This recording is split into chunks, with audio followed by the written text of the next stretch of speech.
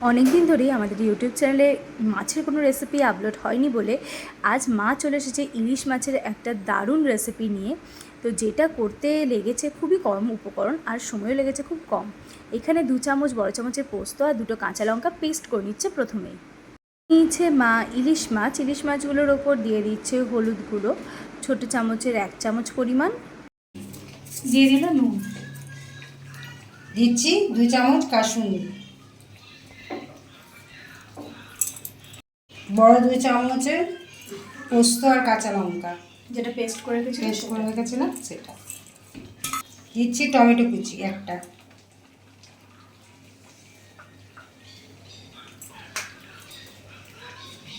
কাঁচা লঙ্কা 4টে, দিচ্ছি কাশ্মীরি লঙ্কা গুঁড়ো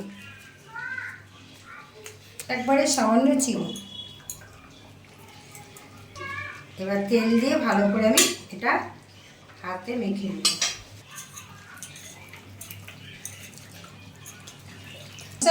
বন্ধুরা, দা বঙ্গ লাইভ বাই রূপালী চ্যানেলে আপনাদের সবাইকে স্বাগত। আজ আমি দুর্গা পুজো স্পেশাল একটা ইলিশের রান্না দেখাচ্ছি। এই রান্নাটা আমার মারা যে নামে আর কি বলতো, আমি সেই নামটা দিয়েই আজ আমি ইলিশ মাছটা করছি। তার নাম হলো ইলিশের হাত ধোয়া বেনু। এর মানে হলো হাতে মেখে এই পদটা আমি করবো। ওই জন্য আমি এই রান্নাটা পুরো রান্নাটা অ্যালুমিনিয়ামের বাটিতে করবে। ওপরে খোসাটা ছাড়িয়ে ভালো করে ধুয়ে একটা গোটা রসুন এর মধ্যে দিয়ে দিলাম। আর যে মশলাটা আমি মেখেছিলাম যে বাটিতে, সেই বাটিটা ধুয়ে আমি জল দিয়েছি একটু। ওপর থেকে সর্ষের তেল বসিয়ে দিলাম গ্যাসের মধ্যে বসিয়ে এটা একটা ঢাকা দেবো। আর মানে ফুটে উঠলে আমি একবারে লো ফ্লেমে করে দেবো। দিয়ে দিলাম ঢাকা। আমার এবার আমি গ্যাসটা একবারে লো ফ্লেমে করে দিচ্ছি। 2 মিনিট পর আমি দেখাচ্ছি। গ্যাসটা আমি এবার অফ করে দিচ্ছি।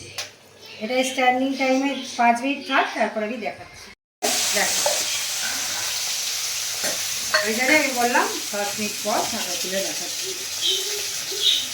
দারুণ কালার এসেছে।